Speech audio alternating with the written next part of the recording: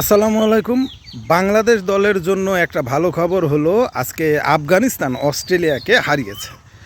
যদিও এই খবরটা আসলে কতটুকু মানে ভালো বা স্বস্তির সেটা এখনই বলা যাচ্ছে না, কারণ বাংলাদেশকে সেমিফাইনাল খেলতে গেলে আজকের ম্যাচে আসলে আফগানিস্তানকে জিততেই হতো।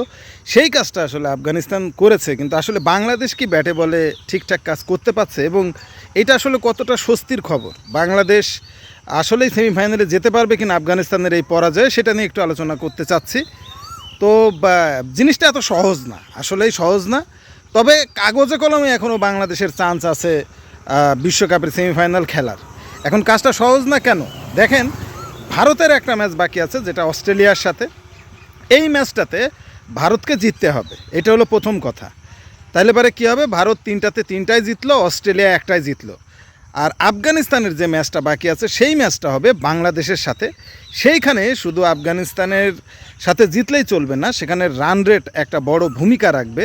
তো রান রেটের বর্তমান যে পজিশন, সেখানে কিন্তু আফগানিস্তান বেশ খানিকটাই আগিয়েছে, বাংলাদেশ কিন্তু অনেক বিহাইন্ডে আছে। অর্থাৎ আফগানিস্তানের সাথে শুধু জিতলেই হবে না, মোটামুটি কথা একটা বড় দাগে জিততে হবে এবং ভারতকে অস্ট্রেলিয়ার সাথে হারতে হবে। তবে বর্তমান যে কন্ডিশন, তাতে করে আসলে ভারত অস্ট্রেলিয়ার সাথে জিততেই পারে, সেটা স্বাভাবিক, অস্বাভাবিক কিছু না। কিন্তু আফগানিস্তানের এই দলের সাথে বাংলাদেশের এই দলের জেতাটা, এইটা আসলে দিবা স্বপ্নই আমার কাছে মনে হচ্ছে। কারণ আসলে যে পরিস্থিতির ভেতর দিয়ে বাংলাদেশ দল এখন যাচ্ছে, আমরা সকলেই জানি যে কি বিচ্ছিরি বাজে ফর্মে আছে বাংলাদেশ।